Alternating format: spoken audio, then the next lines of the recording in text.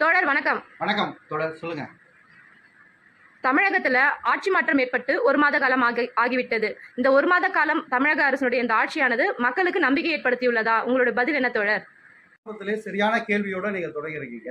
இந்த ஒரு மாத காலம் என்பது பாத்தீங்கன்னா, வந்த உடனே பாத்தீங்கன்னா அவருடைய முதல் நடவடிக்கை மதுபான கடைகளை 717 மூடியது மக்கள் பத்தில வரவேற்பை பெற்றக்கூடிய ஒரு விஷயம். அதுக்கு வந்து பெண்கள் விஷயத்துல பாதுகாப்புக்காக சிங்கப்பெண் திட்டத்தை தொடங்கியிருக்காரு. அது இந்த அளவுக்கு இன்னைக்கு வந்து தொடர்ச்சியாக பாலியல் பலாத்காரம் அதிகமாக தான் இருந்துட்டு இருக்கு. ஆனாலும் அது வந்து இன்னும் காலம் பிடிக்கும். தமிழக அரசு வந்து ஒரு மாதம் தான், 60 மாதங்களுக்கான ஆட்சியை ஒரே மாதத்துல கணிக்க முடியுமானா கணிக்க முடியாது. ஸோ இப்போ வந்திருக்க பார்த்தீங்கன்னா நிர்வாகத்துல எல்லாருக்கும் புதிய ஒரு நிர்வாகம் வந்திருக்கவங்க எல்லாம் அனுபவசாலி கிடையாது.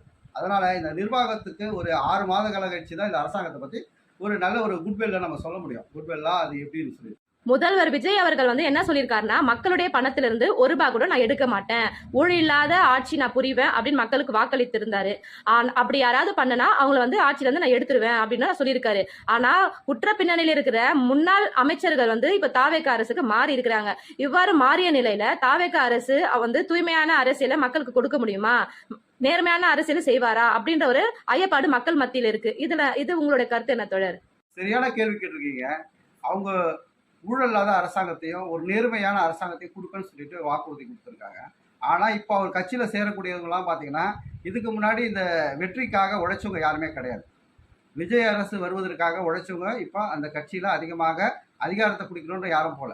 ஆனால் மாற்று கட்சியில் இருக்கவங்கலாம் பார்த்தீங்கன்னா முன்னாள் அமைச்சர்லேருந்து முன்னாள் எம்எல்ஏலேருந்து இருக்கிற எம்எல்ஏ கூட நீங்கள் ரிசைன் பண்ணிட்டு அந்த கட்சியில் போய் சேரக்கூடிய சூழலை தான் நம்ம பார்த்துட்டு இருக்கோம். ஸோ அப்போ அவங்களுக்கு அதிகாரம் வேணுன்றது, ஏன்னா இது வரைக்கும் இருந்த கட்சிகள்லாம் கூட்டணி ஆட்சி அதில் மந்திரி சபை கொடுப்பேன்னு சொல்லிட்டு சொல்லலை, அதுவும் நடக்கலை.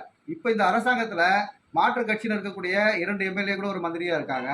அதே மாதிரி நிறைய பேர் மந்திரியாக இருக்கிறதுனால இப்போது அதிமுகலேருந்து நிறைய பேர் முன்னாள் அமைச்சர்லாம் ரிசைன் பண்ணிவிட்டு இன்றைக்கி எல்லாம் அங்கே போய் சேர்ந்து எம்எல்ஏ ஆகி மந்திரி ஆகலான்னு ஒரு கனவு இருக்குது எல்லாருக்கும்.